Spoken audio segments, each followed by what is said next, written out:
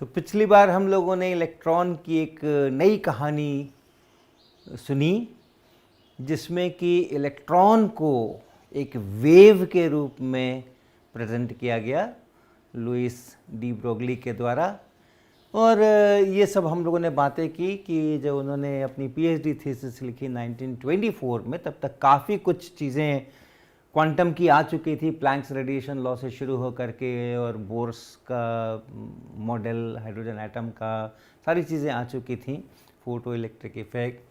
तो ये इलेक्ट्रॉन के लिए प्रपोज किया गया कि अगर इलेक्ट्रॉन का भी मोमेंटम मास इनटू वेलोसिटी जिसको कहते हैं, या रिलेटिविस्टिक हो तो mass into velocity divided by square root 1 minus v square by c square, तो उससे एक वेवलेंथ बनता है। और ऐसी एक वेव इलेक्ट्रॉन के साथ कहीं ना कहीं जुड़ी हुई है, कहीं ना कहीं लगी हुई है। इलेक्ट्रॉन खुद ही वो वेव है या कोई ना कोई वेव है जो उसको गाइड कर रही है। तो इस प्रकार की चीज़ें इसमें से निकल करके आई और वहाँ से ये मानते हुए कि इलेक्ट्रॉन के लिए भी एक वेवलेंथ है और वो इस प्रकार का है h by mass times velocity या ये फैक्टर, वहाँ से एक ये निकल करके आ गया कि वो इलेक्ट्रॉन्स के ऑर्बिट स्टेबल होंगे जिसमें एंगुलर मोमेंटम h/2π का इंटीग्रल मल्टीपल होगा, जो कि बोर के मॉडल में से निकल करके आ रहा था। बोर ने जब अपना मॉडल बनाया था उस समय इलेक्ट्रॉन पार्टिकल हैं, सिर्फ पार्टिकल हैं, उसी को मान करके सारा कुछ किया था। और यहाँ इलेक्ट्रॉन्स को वेव मान करके कर रहे हैं और वही कंडीशन ला रहे हैं अगर स्टेबल ऑर्बिट किसी खास रेडियस पर चाहिए तो ये एक बड़ी सफलता कही जा सकती है। और फिर उसके थोड़े समय बाद ये डेविसन और Germer, Clinton Davisson, Lester Germer, Bell Labs के अंदर में उन्होंने इस प्रकार के एक्सपेरिमेंट्स किए जिसकी हम चर्चा कर रहे थे।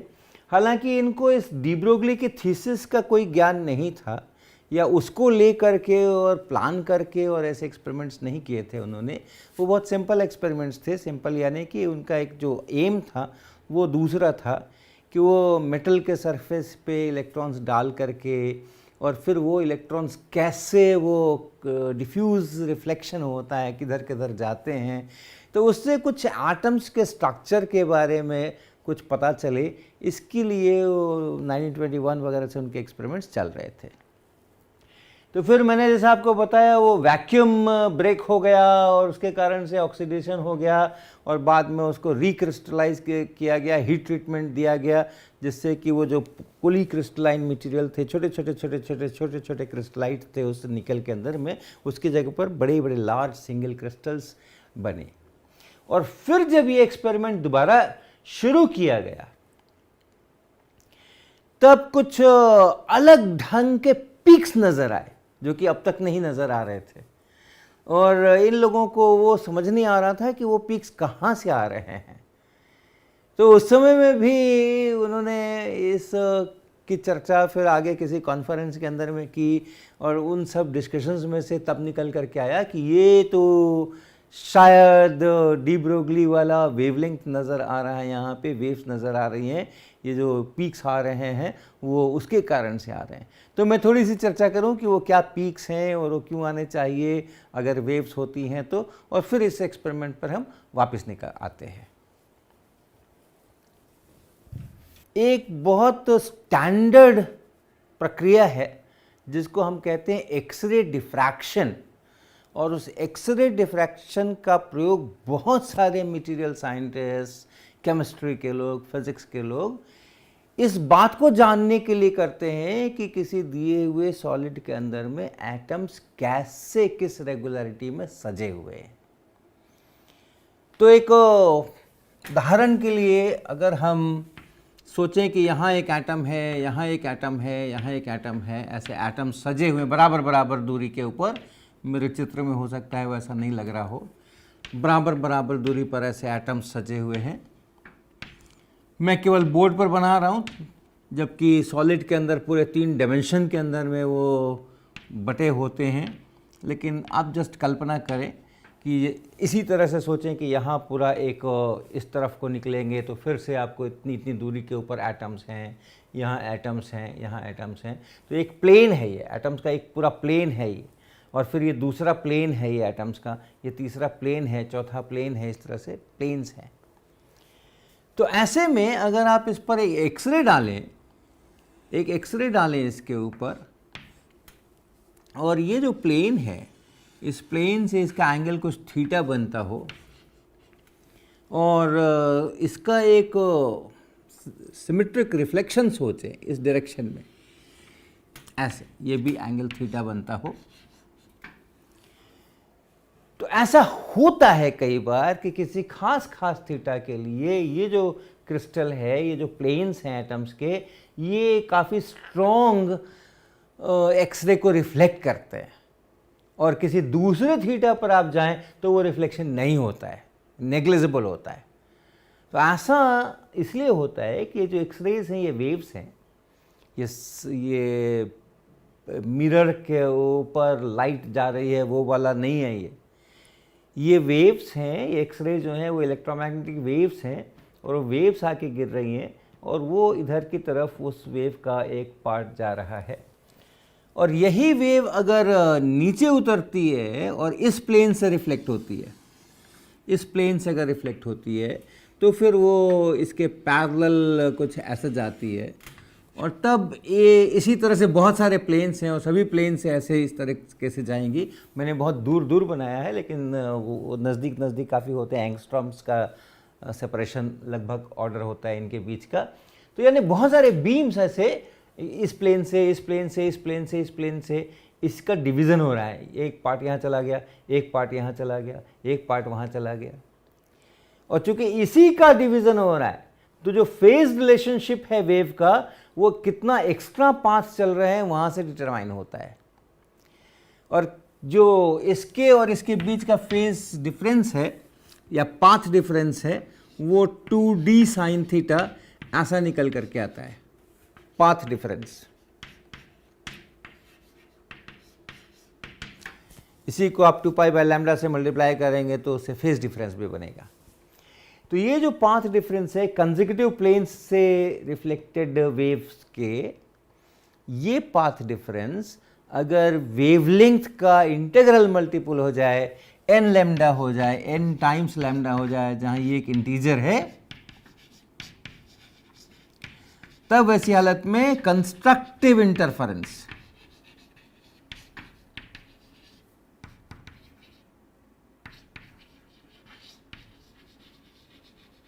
यानी संपोषी व्यतिकरण,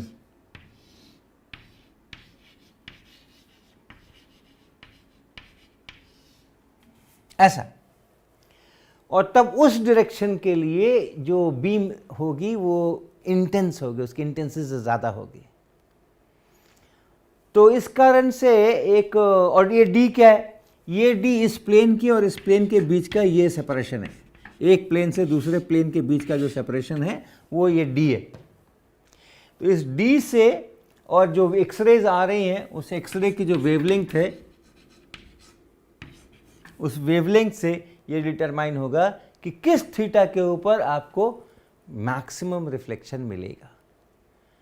तो यानी इसी को अगर आपने किसी थीटा पर यहाँ डाला और फिर आप इधर खोज रहे हो, रिफ्लेक्टेड बीम खोज रहे हो, तो जिस थीटा पे आपने यहाँ डाला है उसी थीटा पे पहले तो आप खोजो, दूसरे पे तो खोजो ही मत।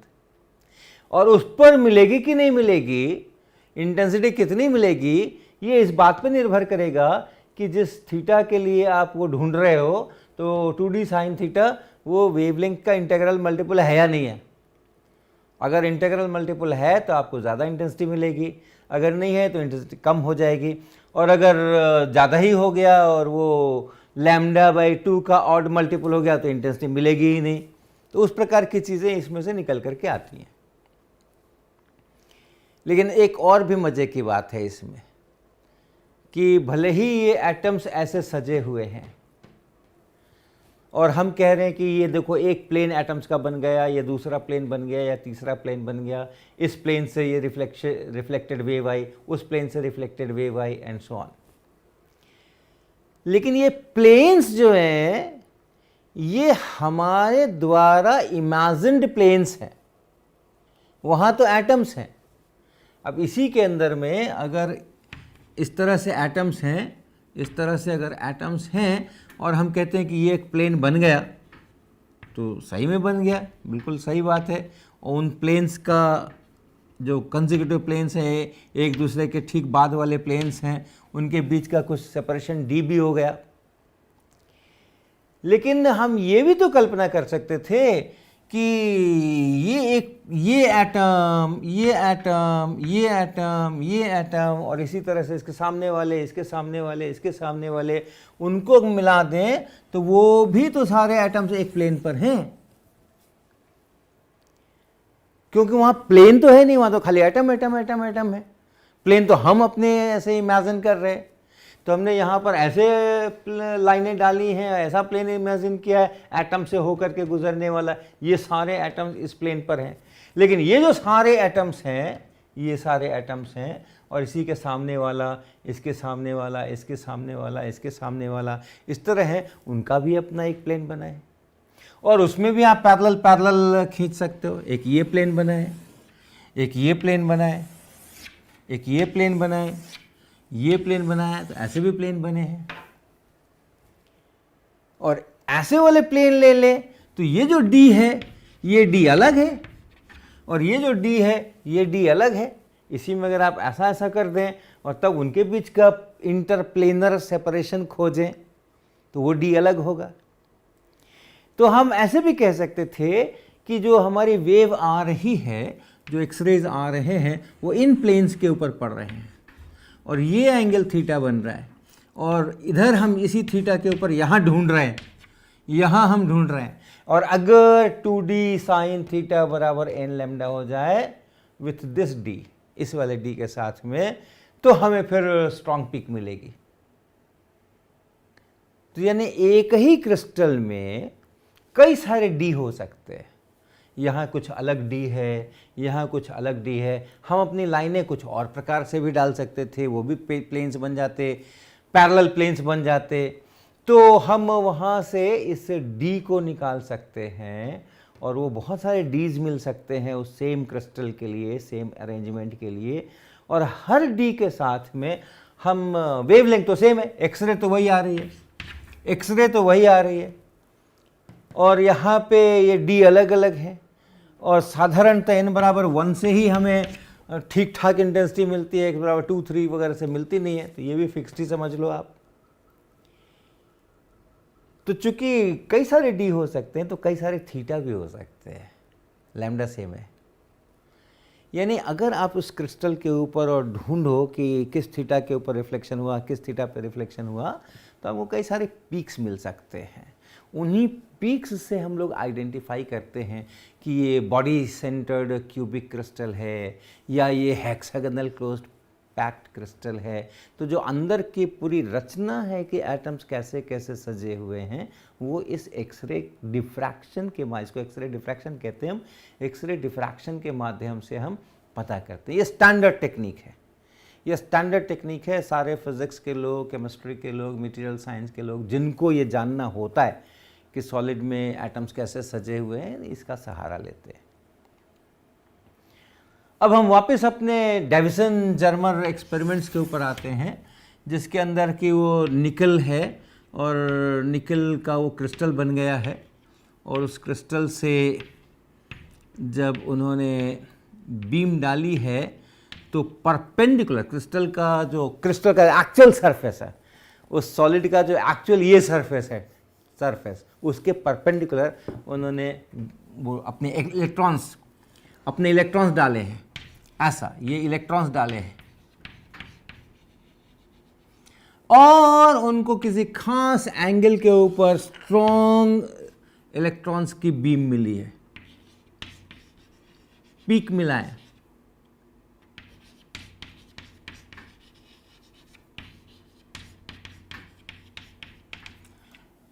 तो कई सारे इस प्रकार के उन्होंने बहुत सारे डेटा कलेक्ट किए। एक बार जब समझ आ गया 1925-26 वगैरह में, जब समझ आ गया कि ओ ये वेव से रिलेटेड है, तो उन्होंने बहुत मेथोडिकली एक्सपेरिमेंट्स करके बहुत सारे कलेक्ट किए।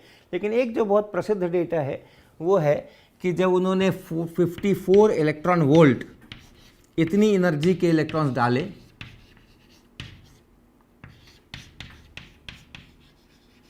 याद कीजिए एक्सपेरिमेंटल सेटअप, पहले वो इलेक्ट्रॉन्स पैदा करते हैं इलेक्ट्रॉन गन से किसी फिलामेंट को हीट करके, फिर उसकी बीम बनाते हैं और उसको एक इलेक्ट्रिक फील्ड से होकर गुजारते हैं, कुछ वोल्टेज लगा के दो प्लेट्स के बीच में, उसके बीच से गुजारते हैं। तो 54 वोल्ट का अगर उन्होंने लगाया है तो उसकी जो ऊर्जा होगी काइनेटिक एनर्जी वो 54 इलेक्ट्रॉन वोल्ट होगी, इतने के आ रहे हैं। और तब ये कुछ 50 डिग्री पे ये एंगल 50 डिग्री पे, इस पे एक अच्छी सी पीक आती है। तो अगर मैं इस फाई को और इधर कितना इंटेंसिटी आ रही है, कितने इलेक्ट्रॉन्स आ रहे हैं इस साइड में, उसको प्लॉट करूं तो कुछ इस प्रकार का प्लॉट में बना सकता हूं। और ये जो है एंगल, ये एंगल या थीटा, ये एंगल, ये वाला एंगल 50, ये एंगल कुछ 50 डिग्री के ऊपर ये पीक आती है, जबकि 54 EV के इलेक्ट्रॉन्स हैं, इतनी एनर्जी के इलेक्ट्रॉन्स हैं। तो अगर ऐसा रिफ्लेक्शन हो रहा है तो कौन से प्लेन्स हैं जिनसे ये रिफ्लेक्शन हो रहा है? ये वाले प्लेन्स तो है नहीं, क्योंकि पहले तो जिस थीटा पे पड़े उसी थीटा पे आपको रिफ्लेक्शन देखना है। तो इसके परपेंडिकुलर देखें आप, इसके परपेंडिकुलर देखें कि रिफ्लेक्शन जो हो रहा है वो इन प्लेन से हो रहा है, इन प्लेन से हो रहा है, ऐसे वाले प्लेन से हो रहा है, ताकि ये एंगल थीटा और ये एंगल थीटा सेम हो जाए। ये ज़रूरी है, ये ज़रूरी है, ये एंगल थीटा और ये एंगल थीटा, इसका होना ज़रूरी है, तभी आपको स्ट्रॉन्ग पिल मिलने की संभावना है। मिलेगी ज़रूरी नहीं है, ये थीटा बराबर होने पर भी आपको यहाँ पे स्ट्रॉन्ग रिफ्लेक्शन होगा, ये ज़रूरी नहीं है। लेकिन दूसरों पर तो होगा ही नहीं। अगर ये थीटा बराबर ना हो, इधर θ1 इधर θ2 उस डायरेक्शन में आप ढूंढे तो उधर तो मिलना नहीं है, वो तो पक्का है। ये दोनों बराबर करने के बाद फिर ये कंडीशन होना चाहिए, तब आपको स्ट्रॉन्ग पीक मिलती है। तो इसलिए अगर यहाँ पर ये ऐसे 50 डिग्री के ऊपर जा रहा है तो इसके ये एंगल और ये एंगल बराबर जिस प्लेन्स के लिए होना है उन्हीं प्लेन्स से वो रिफ्लेक्ट हो रहे हैं। और आप देखें ये 180 डिग्री में से आप पहले 50 को घटा लीजिए तो 130 बचता है, उसको बराबर बराबर दो भाग में बांट लीजिए, तो this is 65 degrees and this is 65 degrees. और एक्सरेज के कोई इस्तेमाल करके इन प्लेन्स के बीच का जो डी है वो अलग से पता कर सकते हैं, क्योंकि एक्सरे डिफ्रैक्शन तो है उसी के लिए। तो वो डी का जब पता करते हैं तो वो कुछ 0.0909 नैनोमीटर ऐसा कुछ डी एक्सरे से आता है, फ्रॉम एक्सरे डिफ्रैक्शन। अब देखिए, अब आप ये सोचिए, ये इलेक्ट्रॉन्स अगर वेव्स हैं और जैसे एक्सरेज में होता है वैसे इसमें भी होता है, 2d sin थीटा बराबर n लैम्डा, जैसे वहां होता है वैसे यहां भी होता है। तो हम क्या लिख सकते हैं? 2d sin थीटा बराबर लैम्डा, d अपने को पता है 0.0909 नैनोमीटर और थीटा अपने को पता है 65 डिग्री। तो यहाँ से हम लोग लैम्डा लिख सकते हैं। और यहाँ से जब लैम्डा निकालते हैं, किसका लैम्डा? उन इलेक्ट्रॉन्स का लैम्डा। तो वो लैम्डा कुछ 0.165 ऐसा कुछ ये निकल करके आता है। यानी इलेक्ट्रॉन्स के वेवलेंथ्स को नापा जा रहा है। और डी ब्रोगली का जो हाइपोथेसिस है, उन्होंने जो प्रपोज किया, उसके अनुसार आप अगर चलें और वहाँ से लैम्डा निकालने की कोशिश करें, h/p, चूँकि 54 इलेक्ट्रॉन वोल्ट काफ़ी छोटा ही एनर्जी है, इसलिए इसको आप मास इंटू वेलोसिटी लिख सकते हैं। रिलेटिविस्टिक करेक्शन से कुछ फ़र्क खास पड़ने वाला नहीं है। तो प्लैंक्स कांस्टेंट पता है अपने को, इलेक्ट्रॉन का मास पता है अपने को, और काइनेटिक एनर्जी 54 eV है तो उसका स्पीड भी पता है। तो वहाँ से हम लोग इसको निकाल सकते हैं।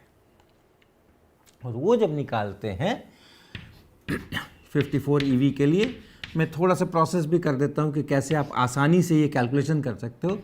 आप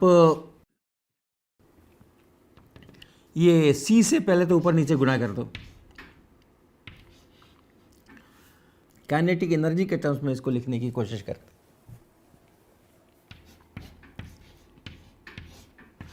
मास इंटू V, मोमेंटम, इसको आप लिख सकते हो square root 2 times m times kinetic energy, ठीक ना। मोमेंटम यानी मास इंटू वेलोसिटी, और आप स्क्वायर कर दीजिए तो ऐसा, और बाई 2m कर दीजिए तो ये है kinetic energy, half mv square. So kinetic energy को आप ऐसे लिख सकते हो, so P will be square root of 2mk। अब इसको आप C को भीतर ले जाओ, hc divided by square root 2 times mc square and then into k। और इनके वैल्यूज आप फटाफट लिख सकते हैं, h इंटू सी, याद है आपको h इंटू सी, 1240 EVnm, स्क्वायर रूट इलेक्ट्रॉन के लिए mc स्क्वायर 511 keV, और काइनेटिक एनर्जी 54 eV। तो अब आपको ज़्यादा चीज़ें याद रखने की ज़रूरत नहीं है और बहुत बड़े कैलकुलेशंस करने की ज़रूरत नहीं है, आप यहाँ से कर सकते हैं। And that comes out to be very close, इसके बहुत नज़दीक ये मामला निकल के आता है, कुछ 1.166 ऐसा।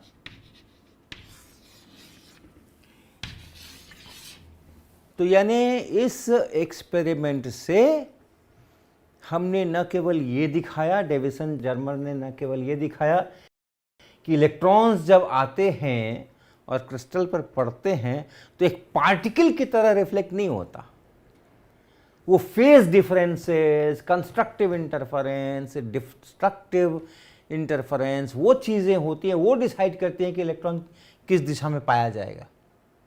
हालांकि जब हम डिटेक्ट करते हैं, इलेक्ट्रॉन डिटेक्ट करते हैं तो एक पार्टिकल एक बार में ही डिटेक्ट करते हैं, लेकिन वो किस दिशा में जाएगा उसका निर्णय कौन कर रहा है, उसका निर्णय ये सारे पाथ डिफरेंस, फेज डिफरेंस कर रहे हैं, कौन से प्लेन्स हैं, कितनी दूर के ऊपर। तो हमने ये देखा है कि हाँ, इलेक्ट्रॉन्स भी डुअल बिहेवियर रखते हैं, वो पार्टिकल्स की तरह भी अपने को शो अप कर सकते हैं और वेव की तरह भी अपने को शो अप कर सकते हैं, जैसा कि प्रकाश ने किया था। और दूसरा, जब वो अपने को वेव की तरह प्रदर्शित करेंगे उस समय उनकी वेवलेंथ की हम चर्चा करेंगे, और जिस समय वो अपने को पार्टिकल के रूप में प्रेजेंट करेंगे उस समय हम उसकी लीनियर मोमेंटम की चर्चा करेंगे, और वो लीनियर मोमेंटम और वो वेवलेंथ, ये डी ब्रोगली के इक्वेशन लैम्डा बराबर h/p से बनती है।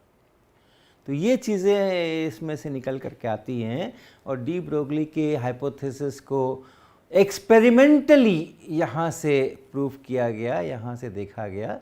तो ये अपने आप में एक एक्सीडेंटली ये बहुत फिज़िक्स का एक बहुत ही महत्वपूर्ण एक्सपेरिमेंट बना, और 1937 का नोबेल प्राइज़ शेयर हुआ डेविसन में और जीपी थॉमस में, जिन्होंने इंडिपेंडेंटली ऐसा ही कुछ किया था, और ये हाइपोथेसिस वहाँ से भी एक्सपेरिमेंटली वेरीफाई हुई थी। तो ये इतिहास का एक छोटा सा स्वरूप मैंने दिखाया आपको। क्वांटम मैकेनिक्स जो हम आगे डिस्कस करने वाले हैं वो कैसे कैसे वहाँ तक हम पहुँचे हैं, इसकी एक बहुत रोचक हिस्ट्री है, और बहुत विद्वान लोगों ने मिलकर के और बहुत बहुत सालों तक इस पर विचार विमर्श डिस्कशन करके और हमें आगे बढ़ाया है, और अलग अलग किस्म के लोगों ने क्वांटम मैकेनिक्स डेवलप किए हैं। तो कई बार आप सुनते होंगे ये इंटरप्रिटेशन और वो इंटरप्रिटेशन और ऐसा वैसा, क्योंकि जो क्वांटम मैकेनिक्स की सबसे बड़ी खासियत है वो ये है कि ये थ्योरी अपने आप में एक एब्स्ट्रैक्ट थ्योरी है, जो आपको बहुत फिजिकल नहीं लगेगी, जो शायद आपको बहुत अपीलिंग नहीं लगेगी, जो शायद हमारे कॉमन सेंस में से निकल करके नहीं आ रही है ऐसे लगेगी, बहुत अटपटी सी थ्योरी लगेगी।